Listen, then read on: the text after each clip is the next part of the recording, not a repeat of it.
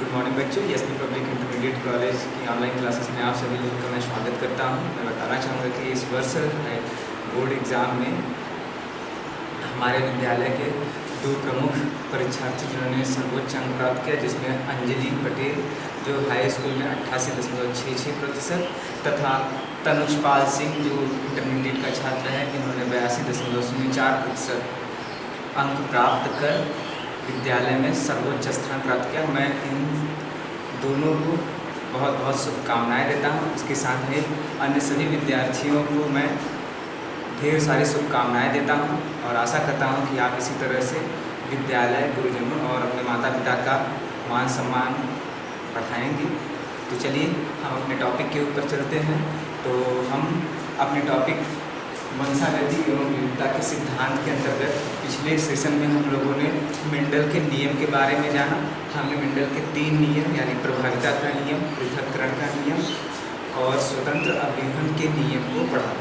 स्वतंत्र अभिहन के नियम के बाद अब हम देखते हैं, यानी वैज्ञानिकों ने जब स्वतंत्र अभिहन के नियम की खोज की, उसके बाद तक कई वर्षों तक मेंडल के नियम से ही सभी प्रकार के जीवधारियों के जेनेटिक बदला यानी उनके आनुवंशिकी व्यतिक्रमों का उल्लेख मेंडल के नियमों के आधार पर चलता रहा।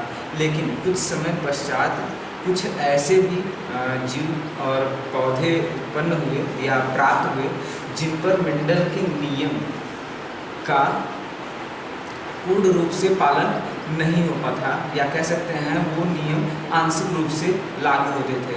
इसी दशा में हम देखते हैं हमारा आज का टॉपिक है मेंडल के अनुपात के विचलन। मेंडल के अनुपात के विचलन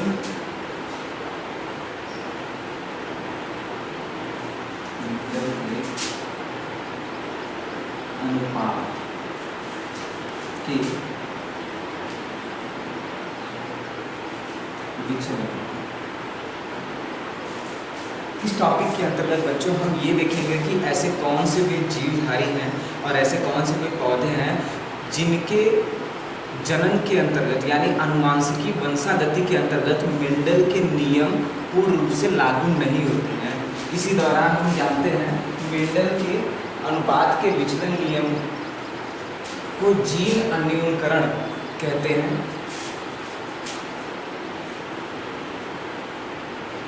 इसी अनुपाती विचलन के अंतर्गत आता है जीन अन्यूनकरण,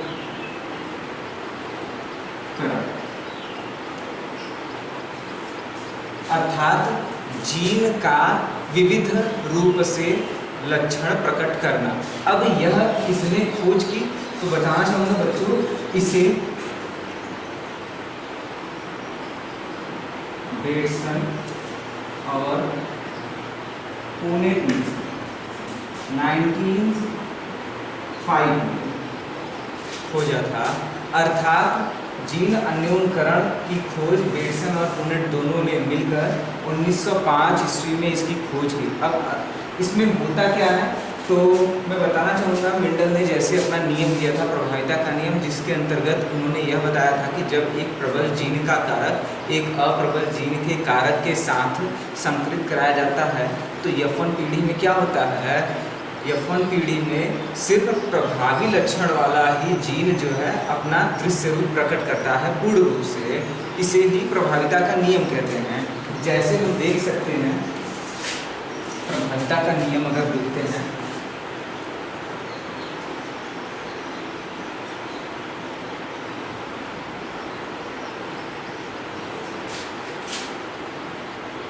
प्रभाविता के नियम के अनुसार क्या था कि अगर हम शुद्ध जनक लंबा और शुद्ध जनक बौना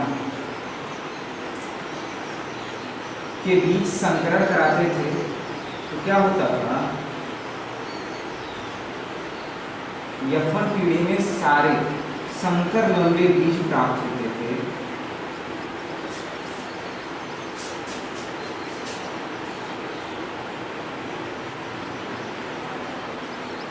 अर्थात ये चारों बीज बच्चों जो है वो पूरी तरह से लंबे लक्षण को प्रदर्शित करते हैं, जबकि बौने का इसके अंतर्गत हाफ जीन यानी आधे जीन जो है मौजूद है, लेकिन फिर भी दृश्य रूप यानी दिखाई देने वाले रूप में यह पौधा जो है, यह संकर बीज वाला जो पौधा होता था वह बिल्कुल अपने इस जनक पौधे के समान होता था जो लंबी नस्ल का होता था। यही मेंडल ने प्रभाविता का नियम इसे ही कहा, अर्थात जो यौवन जनरेशन में जो दृश्य रूप प्रकट होता है वह प्रभावी लक्षण कहलाता है और जो प्रकट नहीं होता है वह अप्रभावी लक्षण कहलाता है तथा यही प्रभाविता का नियम कहलाता है। लेकिन कुछ ऐसे भी पौधे और जंतु प्राप्त हुए जहाँ पर प्रभाविता का नियम पूर्ण रूप से लागू नहीं होता है। फॉर एग्जाम्पल के लिए मैं आपको बताना चाहूँगा कि मिराबिलस जलापा एक ऐसा जंगली पौधा है जिसे हम सामान्य भाषा में गुलाब बास कहते हैं।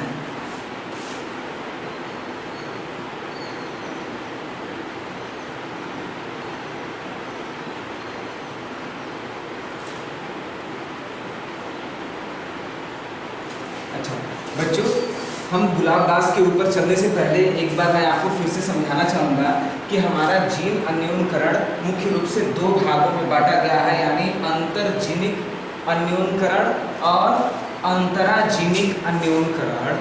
अंतरजीनिक अन्योन्यकरण के अंतर्गत बच्चों जो है जीन के अंदर होने वाले परिवर्तन को देखा जाता है। इसी प्रकार से अंतराजीनिक परिवर्तन अन्योन्यकरण के अंतर्गत जीन के मल्टीपल रूप यानी विकल्पी रूप के अंतर्गत होने वाले परिवर्तनों को हम देखेंगे। अब अंतरजीनिक अन्योन्यकरण के अंतर्गत हम मुख्य रूप से तीन प्रमुख टॉपिकों को पढ़ेंगे। जो तीन प्रमुख टॉपिक हमारे हैं वह है पहला अपूर्ण प्रभाविता, पहला टॉपिक है। दूसरा टॉपिक है हमारा सहप्रभाविता,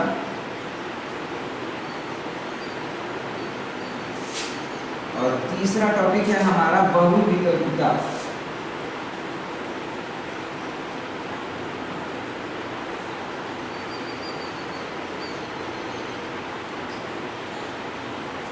और भी कई सारे टॉपिक आते हैं बच्चों हमारे अंतरजीनिक अन्योन्यकरण के अंतर्गत, लेकिन प्रमुख रूप से अपूर्ण प्रभाविता, सहप्रभाविता और बहुविकल्पिता जो है वह बहुत ही इम्पॉर्टेंट है, इसीलिए हम इन तीन टॉपिकों के ऊपर चर्चा करेंगे। अब हमारा पहला टॉपिक यहाँ स्टार्ट होता है अपूर्ण प्रभाविता।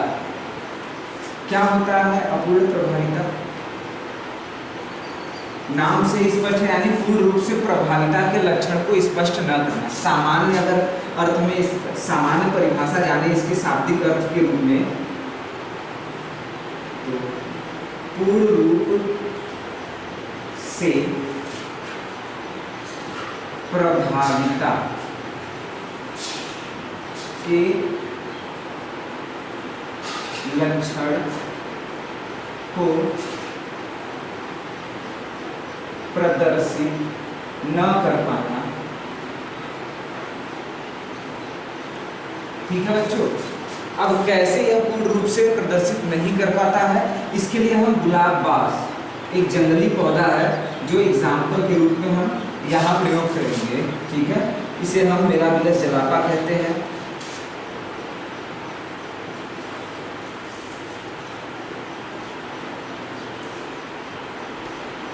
या हिंदी में इसे हम गुलाब बास कहते हैं। यह एक पौधा है, जंगली पौधा है। यह इसकी दो किस्में होती हैं, एक लाल पुष्प की और एक सफ़ेद पुष्प की। जब बेटसन और पुनेट ने गुलाब बास के का संकरण, इसके जातियों अंतर जातियों के बीच संकरण कराया, ऐसी स्थिति में मेंडल के प्रभाविता के नियम के अनुसार होना क्या चाहिए था कि प्रभावी नस्ल के जो जीन हैं वह F1 पीढ़ी के पश्चात जो है पूर्ण रूप से अपना लक्षण प्रदर्शित करने चाहिए थे, परंतु ऐसा नहीं हुआ। वह पूर्ण रूप से लक्षण प्रदर्शित करने की जगह आंशिक रूप से लक्षण प्रदर्शित करता है। कैसे, इसे हम फॉर एग्जाम्पल के रूप में देखते हैं।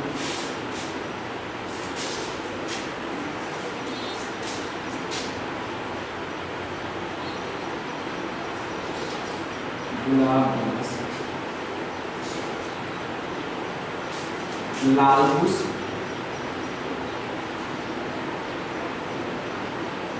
सफेद पुष्प।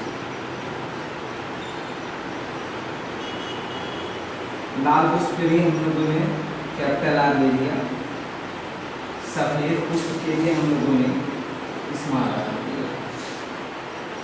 ठीक है, दोनों का हम संकरण कराते हैं। तो संकरण कराने के दौरान क्या होता है बच्चों, दोनों युग्मक अलग होते हैं।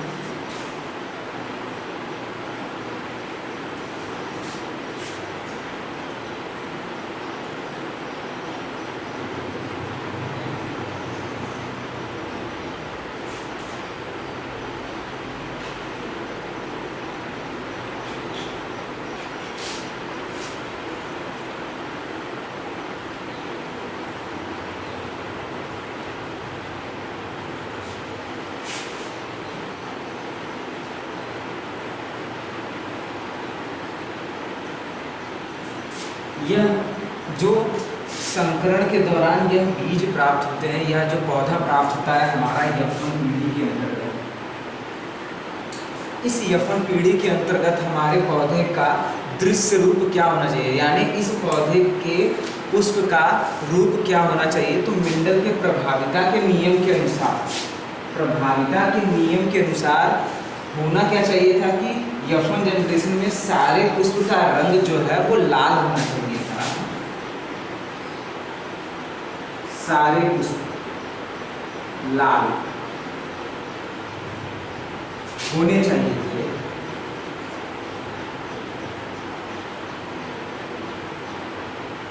प्रभाविता के अनुसार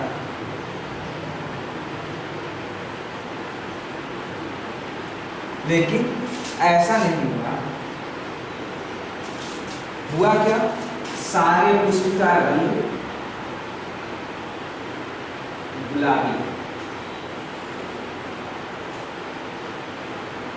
अर्थात गुलाबी होने का कथन यह था कि इस लाल पुष्प के अंदर सफेद पुष्प के जीन उपस्थिति के कारण इसका पूर्ण प्रभाव न होकर आंशिक प्रभाव उत्पन्न होता है और सफेद पुष्प जो है वो लाल पुष्प को संदूषित कर देता है, दूषित कर देता है, जिसकी वजह से इसका पूर्ण दृश्य रूप प्रकटन नहीं हो पाता है। तो इसे ही हम अपूर्ण प्रभाविता कहते हैं। अर्थात बच्चों हमारी यहाँ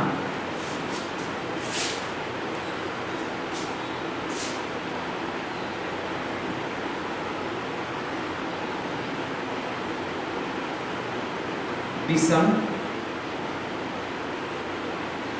युग्मजी के बीच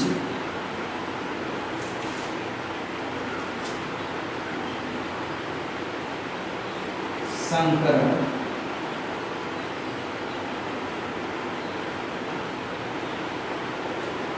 कराने पर विषम युग्मजी, इसको हम इस तरह से लिख सकते हैं,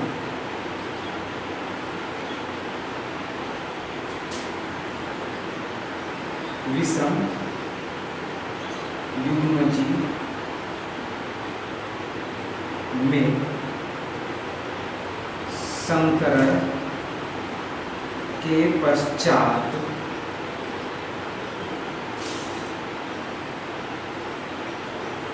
पूर्ण रूप से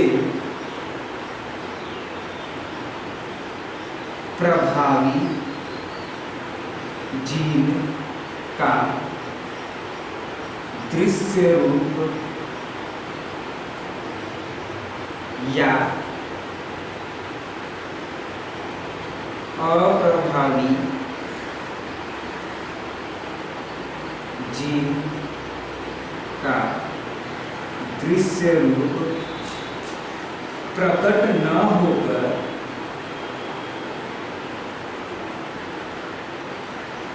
दोनों के मध्य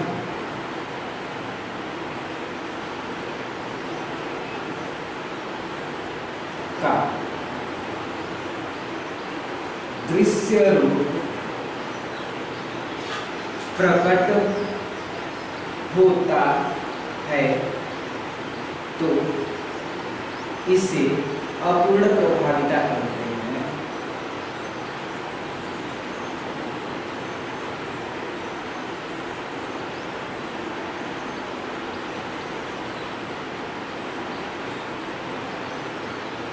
ठीक है बच्चों, अर्थात एक हमारा शुद्ध नस्ल का लाल पौधा था और एक शुद्ध नस्ल का सफ़ेद पौधा था। इन दोनों के संकरण के पश्चात विषम युग्मी हमारे ये 4 बीज प्राप्त हुए और इन विषम युग्मजीयों के पुष्प का जो रंग था वह न ही पूर्ण रूप से लाल था और न ही पूर्ण रूप से सफ़ेद था, वह लाल और सफ़ेद के बीच का एक तीसरा रंग प्राप्त हो रहा था। इस कारण इस प्रक्रिया को हम या इस प्रकार से उत्पन्न नए नस्ल के लक्षण को हम अपूर्ण प्रभाविता कहते हैं, जो कि यहाँ मैंने लिखा है विषम युग्मजीयों में संकरण के पश्चात, यानी विषम युग्मजीव ये हमारे हैं संकरण के पश्चात प्रभावी जीन का दृश्य रूप या अप्रभावी, प्रभावी जीन का दृश्य रूप या अप्रभावी जीन का दृश्य रूप प्रकट न होकर दोनों के मध्य का दृश्य रूप, इन दोनों के मध्य का दृश्य रूप गुलाबी प्रकट होता है, तो इसे अपूर्ण प्रभाविता कहते हैं। ठीक है बच्चों, चलिए यहाँ तक तो हो गया हमारा अपूर्ण प्रभाविता का नियम। अब हम जानते हैं सहप्रभाविता का नियम क्या होता है। इसी प्रकार से जंतुओं में बच्चों देखा गया है कि कुछ ऐसे जीन हैं जो न ही प्रभावी लक्षण को प्रकट करते हैं न ही अप्रभावी लक्षण को, वे एक दूसरे के साथ मिलकर साथ में एक साथ दोनों अपना स्वतंत्र लक्षण को उत्पन्न करते हैं। इस प्रकार से दो विपरीत तुलनात्मक वाले जीन का साथ मिलकर स्वतंत्र रूप से पृथक पृथक लक्षणों को उत्पन्न करना, दृश्य रूप लक्षणों को प्रकट करना सप्रभाविता कहलाता है। उसके लिए बच्चों हम देखते हैं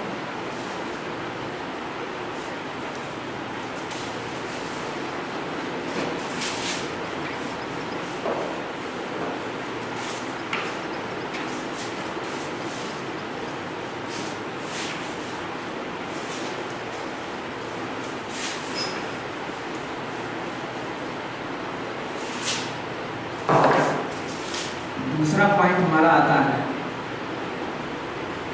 सप्रभाविता, यानी साथ मिलकर प्रभाव दिखाना। इसमें क्या है, इसमें दो विपरीत जीन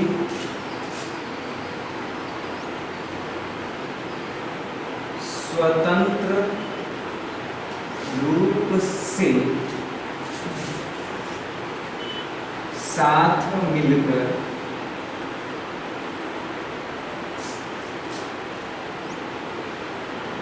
पृथक रूप से अपना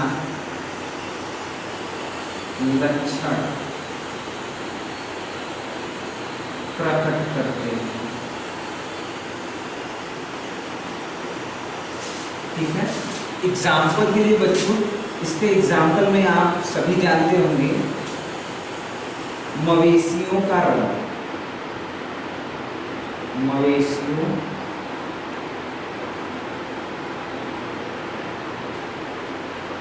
के बालों का रंग,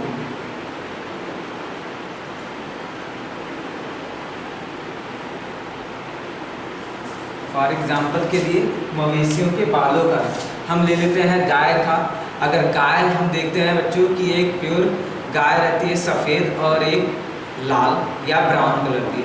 जब लाल और सफ़ेद गायों के बीच संकरण होता है तो ऐसा नहीं होता है कि सिर्फ लाल गाय ही प्रभाविता के नियम के अनुसार उत्पन्न हो। उस संकरण के दौरान आने वाली संतान में दोनों के बालों का रंग होता है, यानी सफ़ेद और लाल दोनों ही रंग समान रूप से पृथक पृथक शरीर पर अपना लक्षण प्रदर्शित करते हैं। इस प्रकार से मवेशियों के अंदर जो बालों के रंग के जीन होते हैं वह एक दूसरे यानी एक प्रबल और दूसरे अप्रबल दोनों जीन आपस में जुड़कर साथ में अपना दृश्य रूप प्रकट करते हैं। इस प्रकार से इन्हें हम सहप्रभाविता कहते हैं।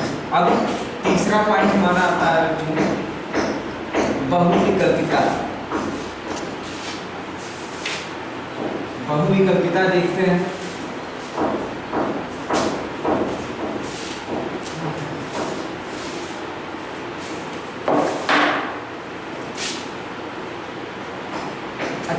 एक बात और बच्चों, यहाँ F1 जनरेशन तक तो सब ठीक है। F1 जनरेशन में अगर हम बात करें अपूर्ण प्रभाविता की,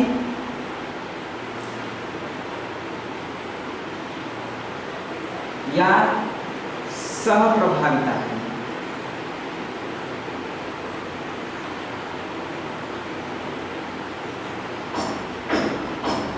ये सभी प्रभाविता के नियम को फॉलो नहीं करते हैं।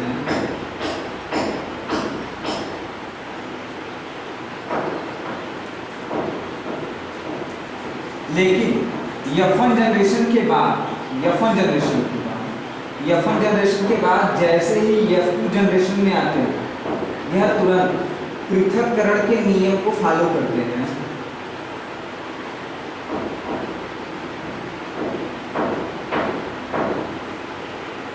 ठीक है, यानी प्रभाविता के नियम को फॉलो नहीं करते, लेकिन F2 जनरेशन में जैसे ही हम किसी संकर जीवधारी का स्वनिषेचन कराते हैं, वैसे ही वह F2 जनरेशन में पृथक्करण के नियमानुसार अपने मूल जनक में 1:2:1 के अनुपात में विभक्त होते हैं।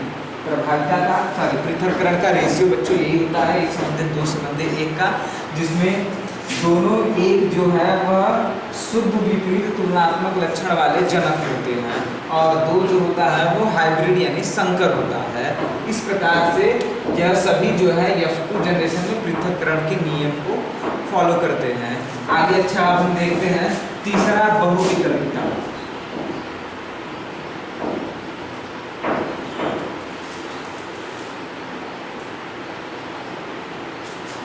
बहुविकल्पिता अन्योन्यकरण।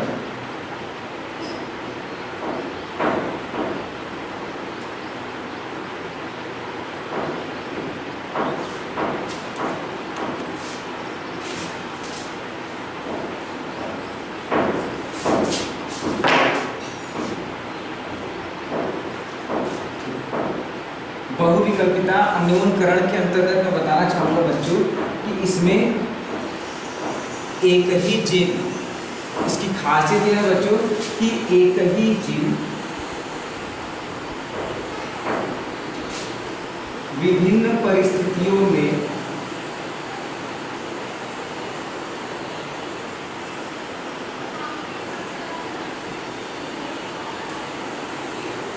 बहुरूपता प्रदर्शित करता है।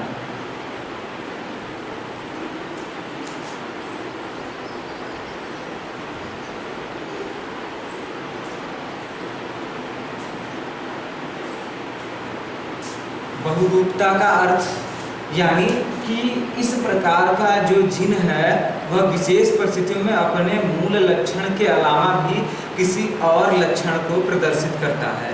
जैसे में हम एग्जाम्पल के लिए सबसे बढ़िया एग्जाम्पल इसका है मनुष्य का रुधिर वर्ग।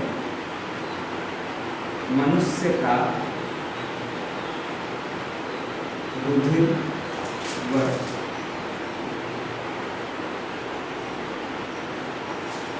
तो मनुष्य का ब्लड ग्रुप, यह जो है मनुष्य के ब्लड ग्रुप का निर्धारण करने वाला जो जीन होता है, वास्तव में यह दो प्रकार से विशेष परिस्थितियों में द्विरूपता प्रदर्शित करता है, यानी दो से अधिक लक्षणों को यह प्रदर्शित करता है। कैसे?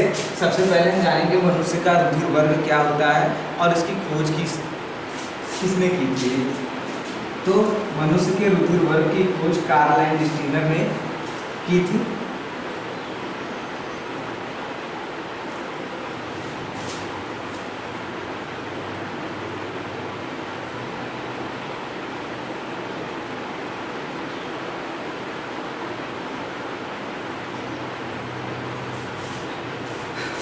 कार्ल एंड स्टीनर ने 1902 ईस्वी में रुधिर वर्ग की खोज की। उन्होंने रुधिर वर्ग को 4 भागों में बांटा। 4 भागों में ए, बी, AB और O।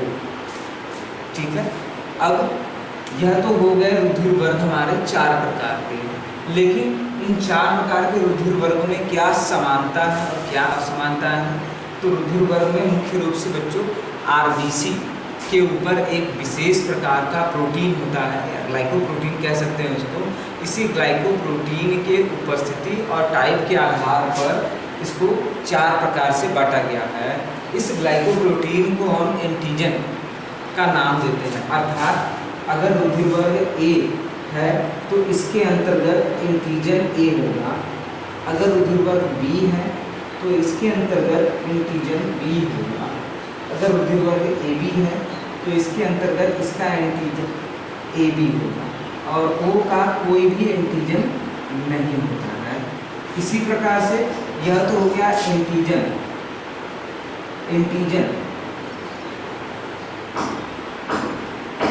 एंटीजन को हम प्रतिजन कहते हैं। यह एक विशेष प्रकार का प्रोटीन लेयर होता है जो आरबीसी कोशिका के सरफेस एरिया पर आवरण से युक्त घेरा रहता है। ठीक है, अब हम एंटीबॉडीज की बात करते हैं।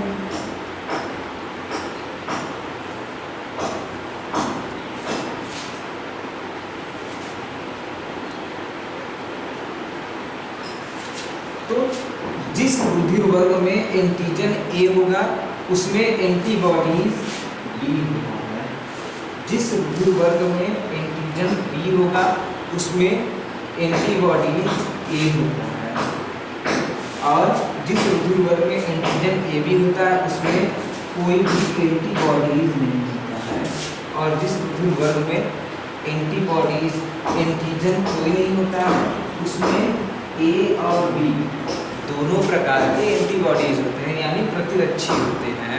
एंटीबॉडीज को हिंदी में प्रतिरक्षी, एंटीजन को प्रतिजन कहते हैं। ठीक है, अब यह एंटीबॉडीज और एंटीजन करते क्या है? दरअसल यह एक प्रकार के सीरम है या प्रोटीन है जिसकी सहायता से कोशिकाएं अपना एक सुरक्षात्मक आवरण बनाए रखती हैं। ठीक है, अब बात करते हैं कि इन रुधिर वर्गों में किस प्रकार से जीन की बहुविकल्पिता होती है। तो अगर हम बात करें रुधिर वर्ग ए के लिए जीन की व्यवस्था की, तो रुधिर वर्ग ए की जीन व्यवस्था कैसी होगी यह हम देखते हैं।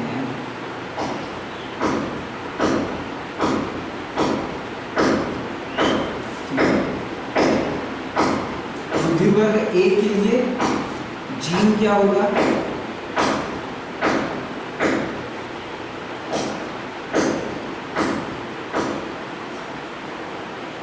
आई ए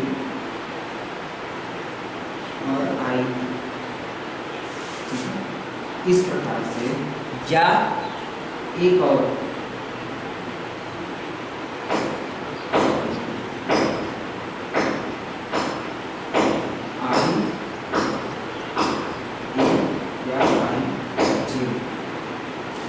कभी कभी क्या होता है, किसी गुणसूत्र युग्म पर इसके जो ए ब्लड ग्रुप के जो निर्देशित जीन होते हैं वो सुप्तावस्था में चले जाते हैं, जिसकी वजह से उस गुणसूत्र के लोकी खंड पर उस जीन को हम जीरो के रूप में, यानी निष्क्रिय अवस्था में जीरो के रूप में हम प्रदर्शित करते हैं। इसी प्रकार से ब्लड ग्रुप बी के लिए भी होता है। ये या तो फिर जीरो, इसके लिए तो आई ए और आई बी, और ओ के लिए क्या होता है, पूर्ण रूप से कोई इंटीजर नहीं है तो हम इसको जीरो से डिनोट करते हैं। इस प्रकार से बच्चों बहुविकल्पिता के रूप में अगर हम जीन की बात करें तो ब्लड ग्रुप ए के को पूर्ण रूप से पूर्ण लक्षण प्रदर्शित करने के लिए, यानी ए ब्लड ग्रुप प्रदर्शित करने के लिए हमें एक जोड़ी जीन की आवश्यकता होती है। यह एक जोड़ी जीन जो है वह आई ए और आई ए के रूप में होता है, या आई ए और आई जीरो के रूप में भी हो सकता है। यानी अगर एक मनुष्य का ब्लड ग्रुप ए है, ठीक है, तो उसके अंदर एंटीजनों का अनुपात जीन के रूप में, यहाँ जीनोटाइप रेशियो है, जीनोटाइप फैक्ट में देखते हैं तो वह फैक्ट इन दो कंडीशन के ऊपर निर्भर करता है। या तो उस मनुष्य के रुधिर वर्ग में प्योर रूप से IA होगा, या तो IA और I 0 होता है। इसी प्रकार से जीन जो है अपने विशेष परिस्थितियों में बहुविकल्पिता को प्रदर्शित करते हैं, और इसी वजह से मनुष्यों की संतानों में रुधिर वर्ग की वंशागति जो है वह इसी बहुविकल्पिता के आधार पर अलग अलग होती है। किसी भी मनुष्य के संतानों में उसके जनक जैसे ब्लड ग्रुप होने की संभावना ज़्यादातर नहीं होती है, या विभिन्नता यानी उनकी संतानों में रुधिर वर्गों की विभिन्नता पाई जाती है, वह सिर्फ इसी के कारण होती है। ठीक है, आगे हम देखते हैं रुधिर वर्ग में कैसे इनका पालन होता है।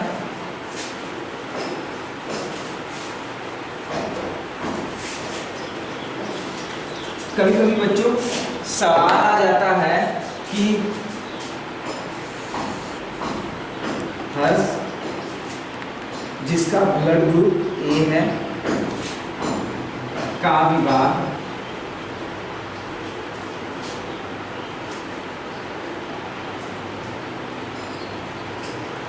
आकृति से हुआ, जिसका ब्लड ग्रुप बी है। ठीक है, इनकी संतानों में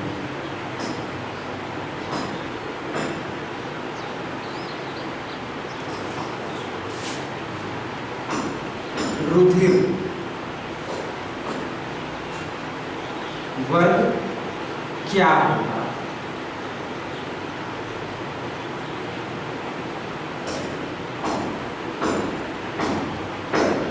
इस प्रकार का प्रश्न आता है कि एक दंपत्ति है हर्ष और आकृति, जिनका विवाह हुआ। हर्ष का ब्लड ग्रुप ए है, आकृति का ब्लड ग्रुप बी है। इनकी संतानों में रुधिर वर्ग क्या होगा, या रुधिर की वंशागति क्या होगी? रुधिर वर्ग क्या होगा, या एक ऐसे भी बोल सकता है रुधिर की वंशागति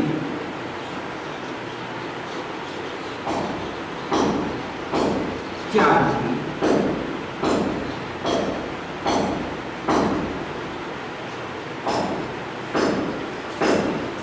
इस प्रकार का प्रश्न आता है। अब इनकी संतानों में रुधिर की वंशागति निकालने के लिए हमें बहुविकल्पिता जीन सिद्धांत को लागू करना होगा, अर्थात इनके ब्लड ग्रुप का कंडीशन क्या होगा। अगर हर्ष की बात की जाए तो इसके ब्लड ग्रुप का कंडीशन हम पहले देख लेते हैं।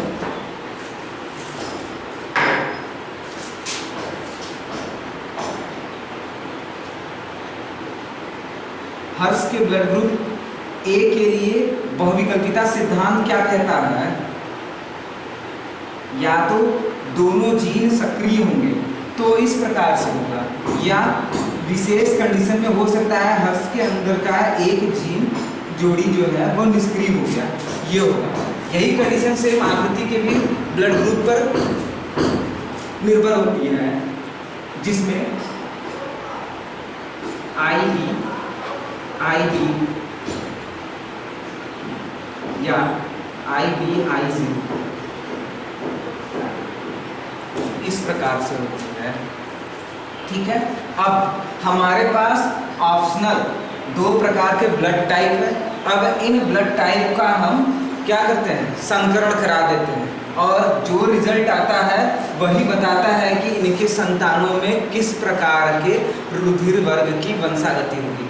जैसे में हम लेते हैं, सबसे पहले इस वर्ग को लेते हैं, तो इस वर्ग का एक बार संकरण हम इस वर्ग के साथ करा सकते हैं और एक बार संकरण इस वर्ग के साथ करा सकते हैं। इसी प्रकार से इस वर्ग को हम लेते हैं, इस वर्ग का संकरण भी एक बार हम इसके साथ कराएंगे और एक बार इसके साथ कराएंगे। इस प्रकार से हमारा जो है हर बार संकरण कराने पर अधिकतम संभावनाओं को हम प्रदर्शित करते हैं। तो बच्चों आज के लिए बस इतना ही। आप लोग इस थ्योरी के अनुसार इस क्वेश्चन को करिए। अगले सेशन में हम इस क्वेश्चन के आंसर्स को आपको बताएंगे। तब तक के लिए धन्यवाद।